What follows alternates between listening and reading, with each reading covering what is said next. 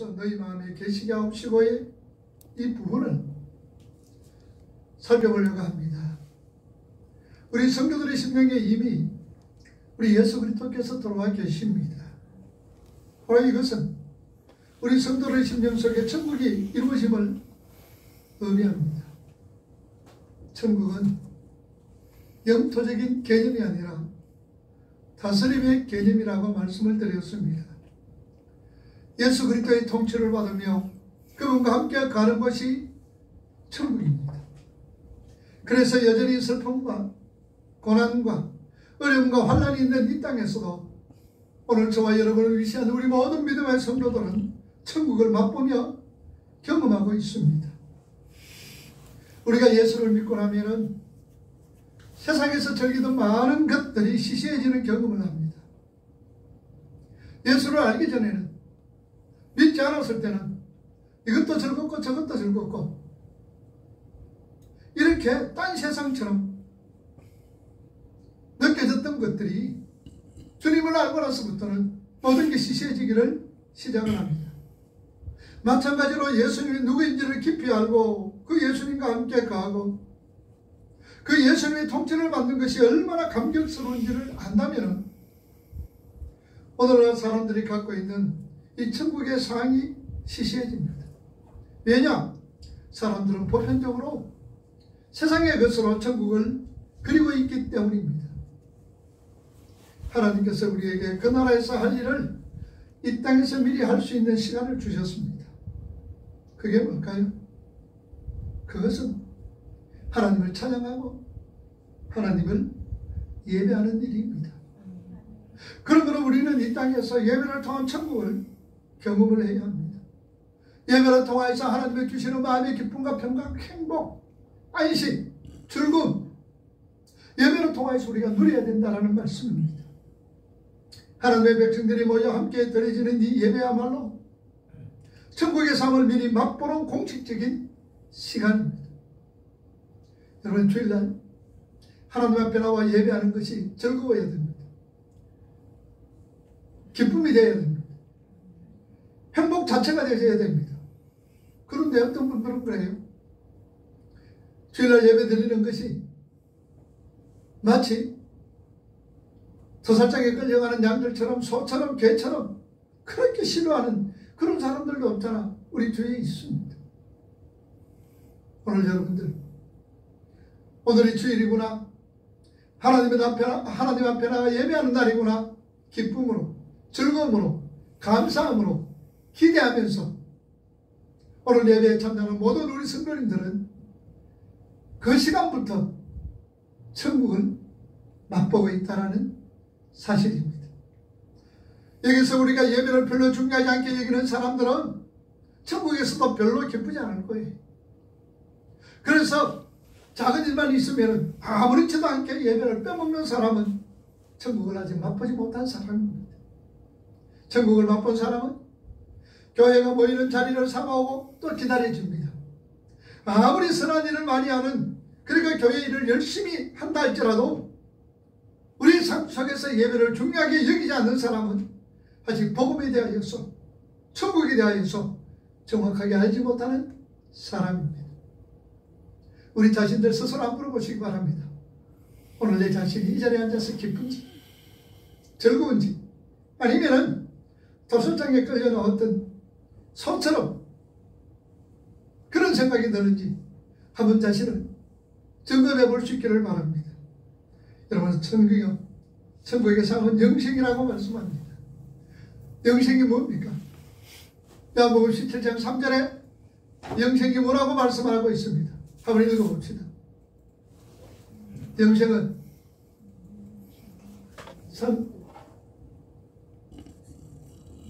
3절, 영생은 곧 유일하신 하나님과 그가 보내신 자 예수 그리스도를 아는 것이다. 영생은 하나님과 그 보내신 예수를 아는 것이 영생이라고 말씀합니다. 단순히 시간적인 개념이 아닙니다. 신적인 성품을 지닌 신적인 생명이 영생입니다. 그래서 우리가 성경에서 영원하다 라고 하는 것을, 그 말의 의미가 무엇이냐? 더 이상 부족함이 없는 완전한 상태, 더 이상 손댈 것이 없는 극지의 상태를 영원하다라고 그렇게 정의를 내립니다.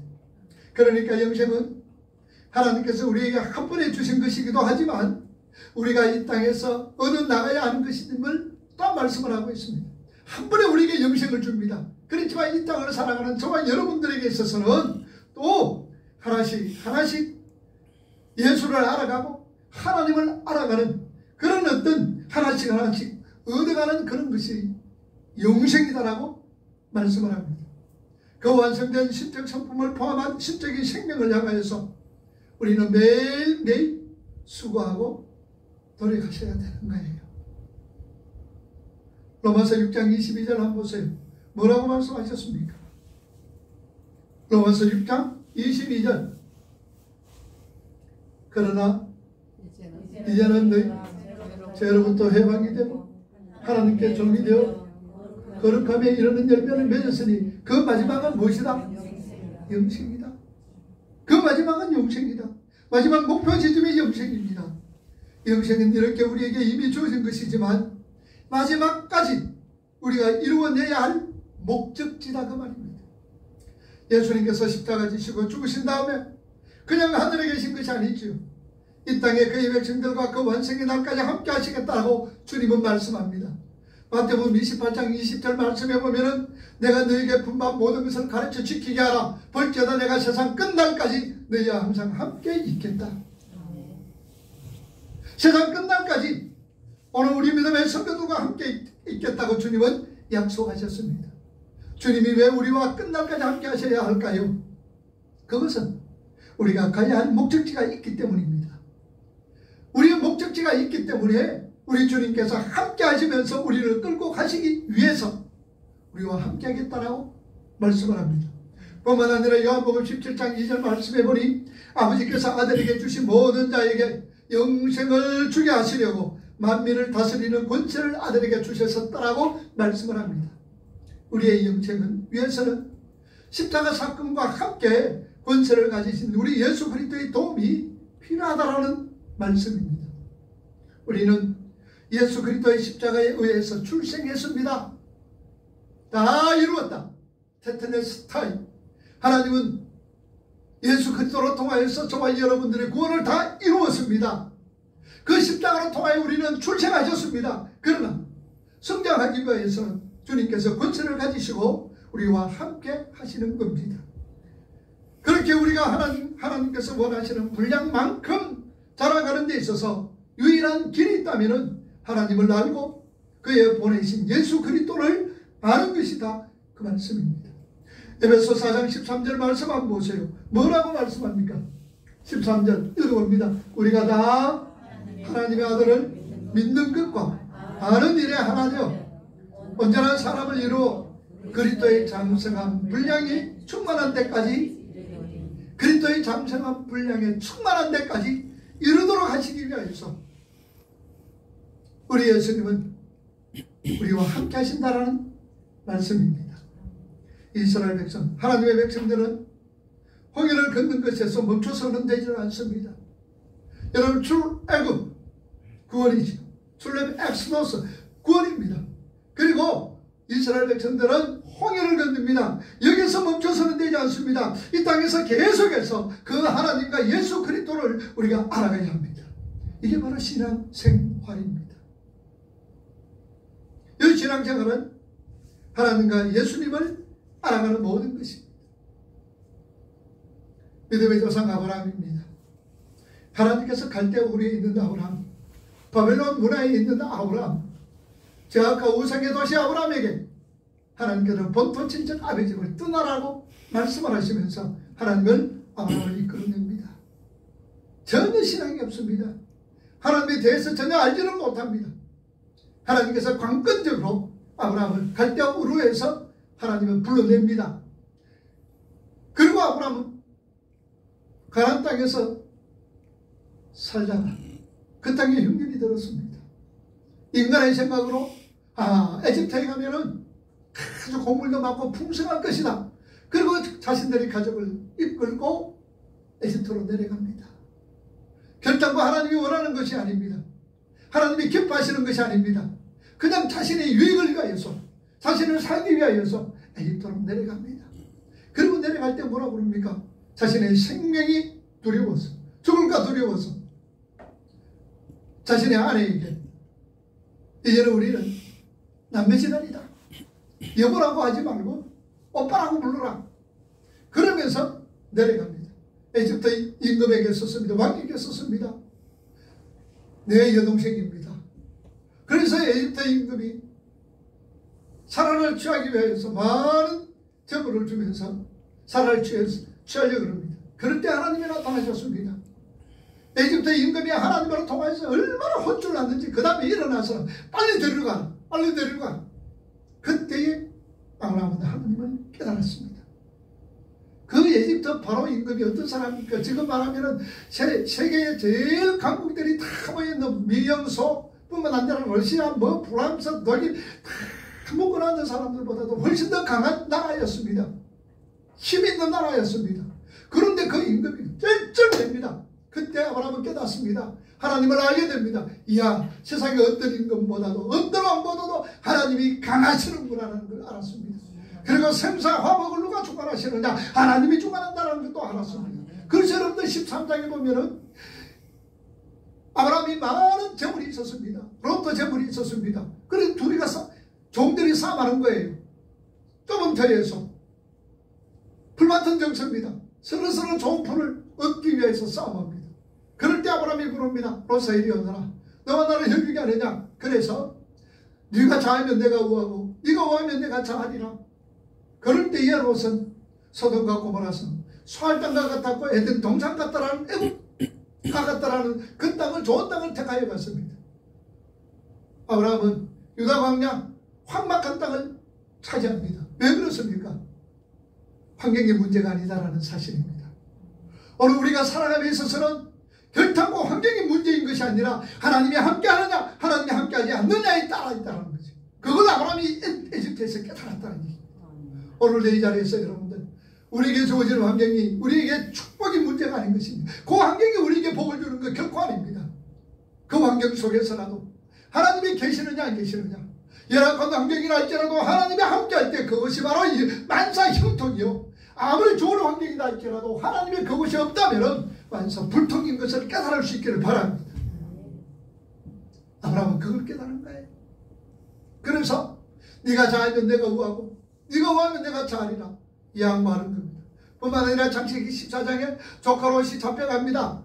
318명과 군사를 거느리고 5나라 왕이 연합한 군대와 싸웁니다. 무슨 빽을 믿고, 여러분들 5 왕이 연합한 군대는 우리가 역사 시간에 잘 알고 있는 함무라비도 이 속에 지금 포함되어 있습니다. 이렇게 5나라 왕이 연합을 해서 소돔과 고모라를 물리치고 롯을 잡아갑니다. 이 소식을 들었던 아브라함이 집에 있던 318명 군사를 거느리고 쫓아가서 모든 것을 다 차지해옵니다. 무슨 힘으로, 무슨 빽으로?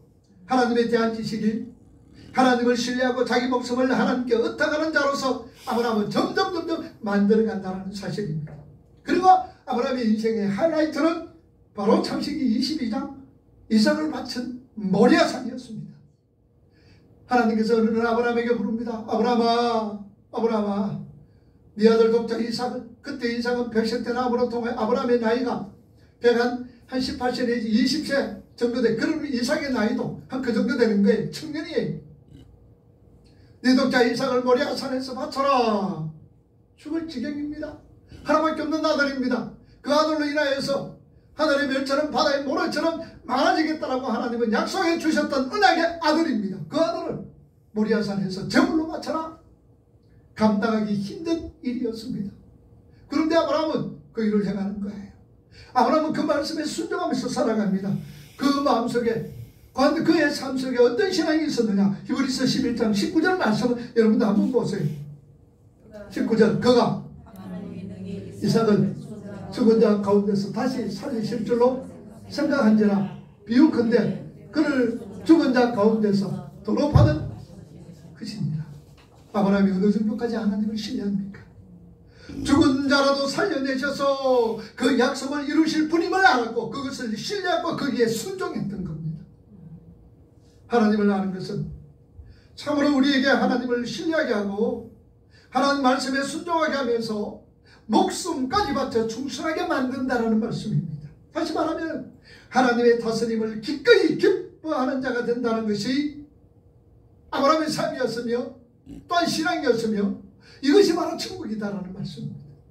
어떤 환경이라도 하나님의 다스림, 어떤 상황이라도 하나님의 다스림을 기쁘게 받는 자가 천국의 삶을 살아간다라는 말씀입니다. 그러므로 아브라함에게 있어서 모리아산은 천국이었습니다. 그 아들을 번제로 잡아 죽이는 그곳이 아브라함에게 있어서는 천국이었다라는 말씀입니다. 기독교의 핵심은요, 하나님을 알아감으로 해서 우리 믿음의 성도들이 하나님의 다스림을 기쁘게 받는 하나님의 백성으로 지어져 가는 겁니다. 우리 기독교의 핵심은 오늘 저와 여러분들이 천국의 백성으로 하나님 말씀에 전적으로 순종하면서 살아가는 자로 지어져 가는 것이 우리 기독교의 핵심이다 그 말입니다. 분명 우리의 신앙 여정에서 우리에게 요구되는 행함이 있습니다. 그러나 그것은 단지 착하고 선한 일이 아닙니다. 하나님이 우리에게 행하시는 행함은요, 세상 사람들이 말하는 윤리적으로나 세상 사람들이 말하는 도덕적으로나 세상 사람들이 말하는 벽터두리 안에서 착한 일이라 선한 일이라 이것 하나님은 말씀하시지 않습니다. 성경에서 요구하시는 하나님은 하나님의 다스림, 그분의 통치에 내 자신을 송두리째 맡기는 것을 성경은 행함이라고 말씀을 합니다. 하나님이 이끌린 하나님 말씀에 온전히 순종하면서 그 말씀의 다스림, 그분이 통치에 내 자신을 송두리째 맡기는 그것을 행함이다 그 말입니다. 그러나 하나님께 내 자신의 삶을 전부 던지는 기쁜 행함을 이 땅에서 경험하는 자만이 순종의 삶, 행함의 삶으로 우리가 영원히 살게 되는 천국을 사모하며 맛보게 되어지는 겁니다. 믿음이 있다고 하면서 그러한 행함과 순종과 주님의 다스림에 완전히 내 자신의 삶을 얻어가지 못한 자들이 믿음을 주님은 뭐라 부르느냐? 주님이 계십니다. 생사화복을 우리 하나님께서 주관하십니다. 이렇게 고백을 하고 이렇게 말을 하면서도 하나님이 원하시고 하나님이 기뻐하시는 행함의 순종, 주님의 다스림에 완전히 내 자신을 맡기지 못하고 얻어가지 못하는 자의 믿음을 주님은 뭐라고 말씀하셨느냐? 야고보 2장 19절과 20절 말씀 보세요. 주님은 뭐라고 말씀하시는가? 그 믿음이 어떤 믿음입니까? 읽어봅니다. 내가 하나님을 하면 지시를 믿느냐? 사람은 너다 지시를 너 믿고 허탄한 사람아. 자, 여러분 보세요. 하나님 앞에 전적으로 믿지 못하고 의지하지 못하고 의탁하지 못하는 그 믿음이 무슨 믿음이라고요? 귀신들의 믿음이라 그럽니다. 귀신들도 알고 있다는 얘기죠. 귀신들도 하나님의 한 분인 것을 압니다. 그냥 이론적으로 안다는 얘기죠. 오늘 우리가 온전히 하나님 앞에 의탁하지 못하고 하나님께 모든 걸 맡기지 못하고 내 주관대로 내 생각대로 살아간다면 우리는 귀신들의 믿음을 가지고 있다는 얘기죠. 사탄이요, 오늘날 우리의 정신을 빼앗아가는 것들 너무 많이 던져놓고 있습니다. 홀라거나 정신 빼앗길 정도로 많은 것을 던져놓고 우리를 속이고 놀리고 있기 때문에 판판에 우리는 사탄의 수작에 놀아나고 있습니다. 하나님을, 우리 예수님을 십자가로 알아가는 데는 이 일을 우리가 묵상해야 되는데 마귀들이 그 시간을 빼앗아 가버리는 것이죠. 유혹의 시간들, 우리 이렇게 정신을 빼앗아가는 것, 이걸 던져놔놓고 우리를 홀라당 우리 정신을 빼앗아간다는 사실입니다. 오늘 저와 여러분들은 그런데 시간 투자할 시간이 없습니다. 제가 이곳에 와서 얼마나 감사한지 모릅니다. 물론 그분들이 다 잘못되고 나쁘다는 얘기는 아닙니다. 하나님께서 이곳에 종을 불러서 새로운 사역을 할 수 있게끔 한다는 걸 생각할 때에 저는 얼마나 감사한지 모릅니다. 왜냐하면요, 저는 저 꼬라지를 제가 잘 알고 있기 때문입니다. 저는 내 모습을 잘 압니다. 저기 있었으면 벌써 노예 총회 가서 정치한다고 쏘아다닐 겁니다. 스크린 골프하고 골프한다고 야단치겠을 겁니다. 그런데 하나님께서 그런 거 다 막으시고, 그렇게 한다는 건 나쁜 건 아니에요. 나쁘다고 제가 말하는 거 아닙니다. 그런데 하나님 말씀에 연구하면서 하나님 말씀 보면서 참 알아가라고 시간을 허락한다는 것에 대해서 얼마나 감사한지 모릅니다. 우리가 하나님을 알고 예수님을 알아가는데 묵상해야 합니다. 그런데 마귀가 그 시간들을 뺏어버리는 거예요. 그런데 그것도 모르고 세상 경기에 푹 빠져 시간을 허비하고 있다는 사실입니다. 성도들은요, 오늘 저와 여러분은요, 예수 그리스도를 아는데 더 많은 시간을 쏟으시고 더 많은 수고를 우리가 하셔야 돼요. 그런데 우리가 하나님을 알 수가 없습니다. 왜냐? 그분은 여기시고 보이지 않으신 분이기 때문입니다. 우리가 감히 인식할 수도 없는 분이기에 하나님께서는 당신을 계시에 놓으신 예수 그리스도를 알면 우리는 하나님을 알게 되어지는 거예요. 그래서 나를 본다는 하나님을 본다라고 얘기했습니다. 내 안에 주님이 계신다고, 하나님이 계신다고 얘기합니다. 그래서 우리는 예수님으로 통하여서 하나님을 알아가는 겁니다. 골로새 1장 15절 말씀을 한번 보세요. 뭐라고 말씀하고 있습니까? 그는 보이지 않으시는 하나님의 형상이요 모든 창조물보다 먼저 나신 자다. 그러니 예수 그리스도로 통하여서 우리는 하나님을 알아갑니다. 자, 그러면은 우리가 예수 그리스도가 어떤 분이신지 이번 기회에 잘 정리하셔서 그분을 매일매일 묵상할 수 있기를 주님의 이름으로 축복합니다. 우리가 하나님을 알려면 예수님을 아셔야 되는 거예요. 예수님 그분을 묵상하셔야 되는 거예요. 예수님은 어떤 분이십니까? 하나님이십니다. 요한복음 1장 1절에서 3절 말씀해 보니 태초에 말씀이 계시니라. 이 말씀이 하나님과 함께 계셨고 이 말씀은 곧 하나님이신데 그분은 온 우주 만물을 만드신 분이다. 온 우주 만물이 그가 없이는 전파된 것이 없다라고 말씀을 하고 있습니다. 그러니 예수님은 누구시냐? 하나님이시다라는 말씀입니다. 그런데 그 하나님이신 그분이 사람이 되기로 작정을 했습니다. 물론 신성을 그대로 유지한 채 당신이 창조하신 피조물 그 중에서도 제일 타락하여 아주 지저분하게 되어버린 사람이 되기로 우리 예수님은 하나님은 작정을 하셨습니다. 그러니까 빌립보 2장 6절에서 8절 말씀 보세요. 뭐라고 말씀하고 있습니까? 그는 건뭐 하나님의 본체시나 하나님과 동등됨을 취할 것으로 여기지 아니하시고 오히려 자기를 비워 종의 형체를 가지사 사람들과 같이 되셨고 사람의 모양으로 나타나사 자기를 낮추시고 죽기까지 복종하셨으니 곧 십자가에 죽으심이라. 그런데 왜 그분이 이렇게 낮아주셨습니까? 아담 안에 있는 모든 사람이 죄를 지었습니다. 모든 사람이 죄를 지었음에 하나님의 영광에 이르지를 못했습니다. 그 죄에 우리 인간들은 죄 허물과 죄로 죽었던 너희들이라고 성경은 우리에게 말씀을 하고 있습니다. 아담 안에 있는 모든 사람이 죄를 지었습니다. 그 아담은 전 인류의 대표에서 그 타락의 자리에 섰던 겁니다. 그것은 신앙 용어로는 대표의 원리다라고 그렇게 말씀을 합니다. 사도행전 17장 26절 말씀해 보니 인류의 모든 족속을 한 혈통으로 만드사 온 땅에 살게 하시고 그들의 연대를 정하시며 그 주의 경계를 한정하셨더라라고 말씀합니다. 오늘 저와 여러분들 하나님이 한 혈통으로 만드시고요 온 땅에 살게 하시고요 오늘 저와 여러분들의 하나님이 연대를 정하셨다 그 말입니다. 몇 년까지 살아라. 그 연대를 정하시고 그 다음에 그 주의 경계를 한정하셨더라. 우리는 대한민국 한반도에서 살아라. 또 아메리카에서 살아라. 북유럽에서 살아라. 하나님께서 그 주의 경계를 한정하셨다라는 말씀입니다. 그래서 유대인들에게 있어서는요 아담의 죄로 모든 사람이 죄인이 되었다라는 것, 그리고 둘째 아담인 예수 그리스도가 하나님의 백성들을 대표해서 십자가를 지셨다는 그 개념이 전혀 낯설지를 않았습니다. 전혀 낯설지를 않았어요. 한 혈통이신 인류는 모두 하나님께 배역하고 하나님의 등을 돌렸습니다. 하나님과 백성들 사이에 중보가 없이는 둘 사이의 화평이 절대로 이루어지지는 않습니다. 이루어질 수가 없습니다. 그래서 우리 예수님께서 중보자로 나타났는 겁니다. 중보자로 나타났다 그 말입니다.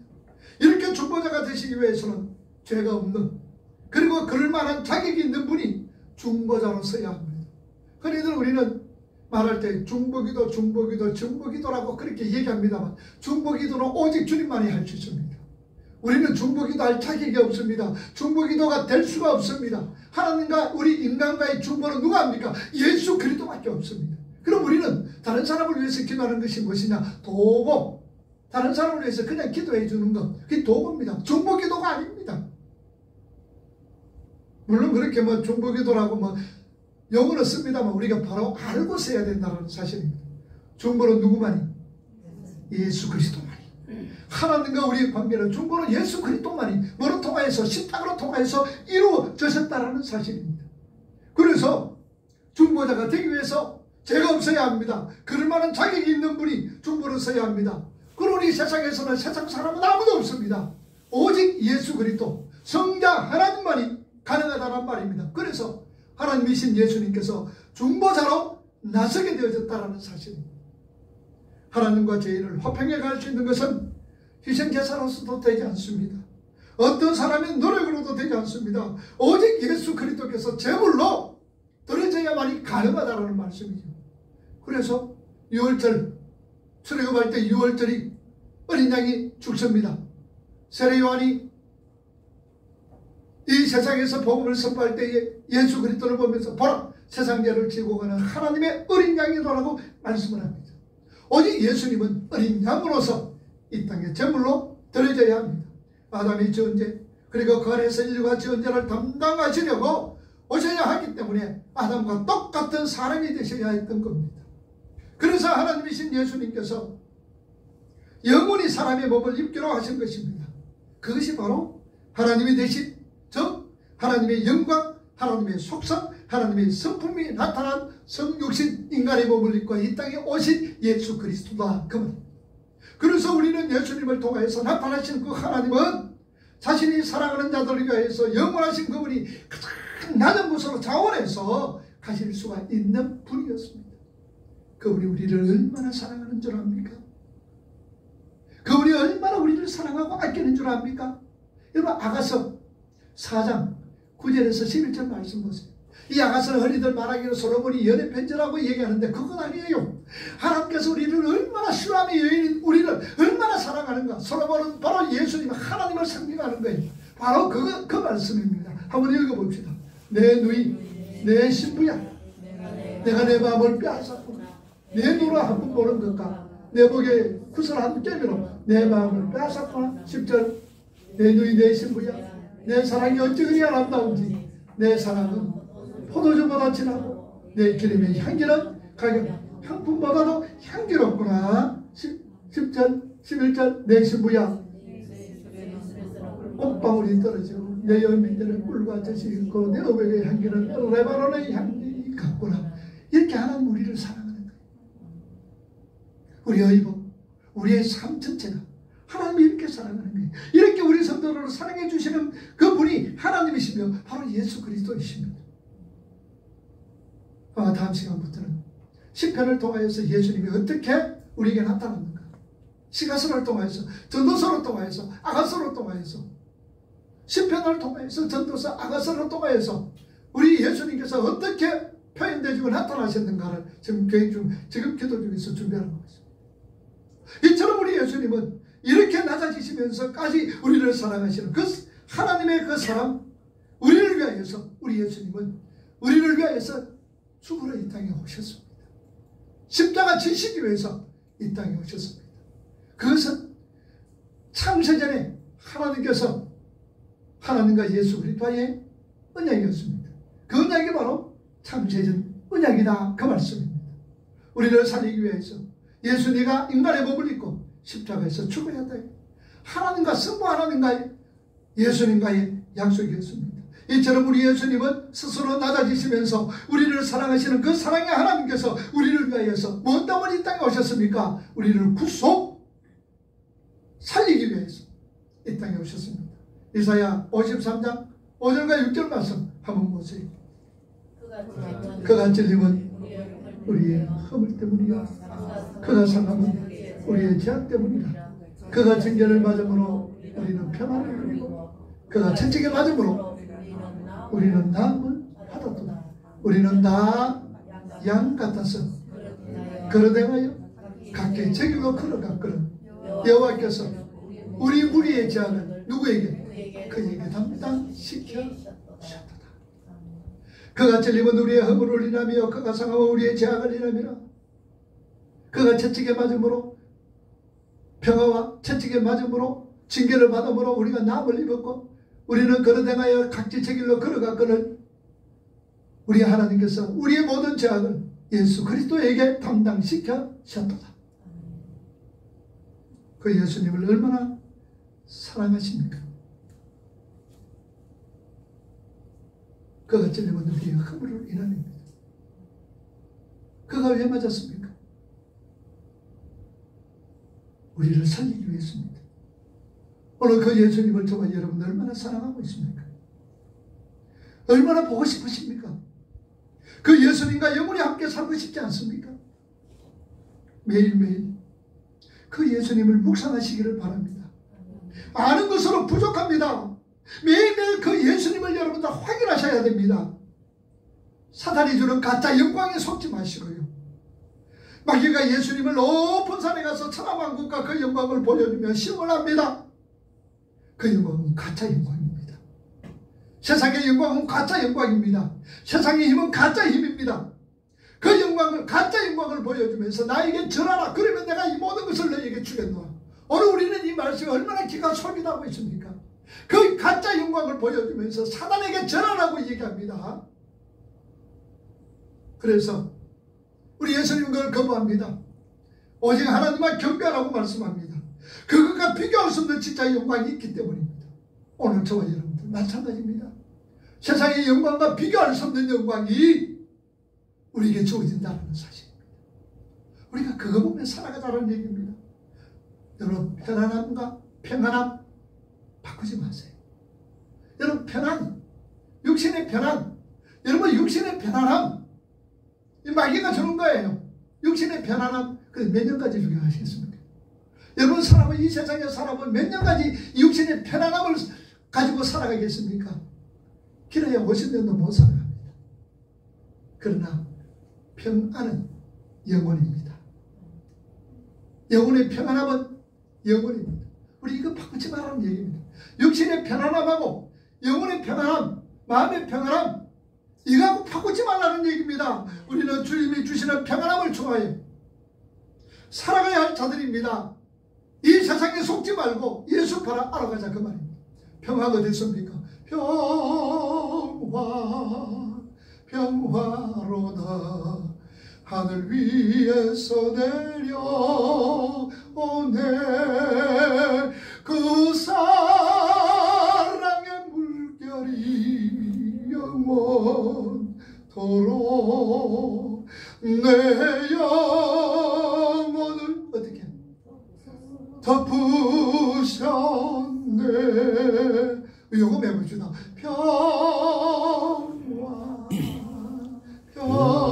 평화로다 하늘 위에서 내려오네 그 사랑의 물결이 영원토록 내 영혼을 덮으소서. 할렐루야. 우리 주님 알아감에 있어서요 우리의 수고 반드시 동반되어져야 되는 거예요. 얼마나 주님 사랑하고 있습니까? 얼마나 우리가 주님을 알아가는데 시간을 투자하고 있습니까? 세상의 헛된 것, 가짜 영광, 가짜 힘 그것 쫓아가다가는 폐가 망신당하는 거예요. 육신의 편안함, 하나님이 주시는 평안 바꾸지 마세요. 평안은 오직 위에서만이 내려오는 겁니다. 우리가 순간순간 살아가면 이 땅에서도 비록 내 환경이 어렵고 힘들더라도 내 환경이 고통스럽고 괴롭더라도 하나님이 주시는 천국, 그 기쁨, 그 평안은 바빠야 되지 않겠습니까? 하나님 앞에 의지하고 하나님을 믿고 하나님을 따르며 나의 모든 것 하나님께 의탁하는 믿음의 사람으로서 점점 지어져 가기를 주님의 이름으로 축복합니다. 기도합시다.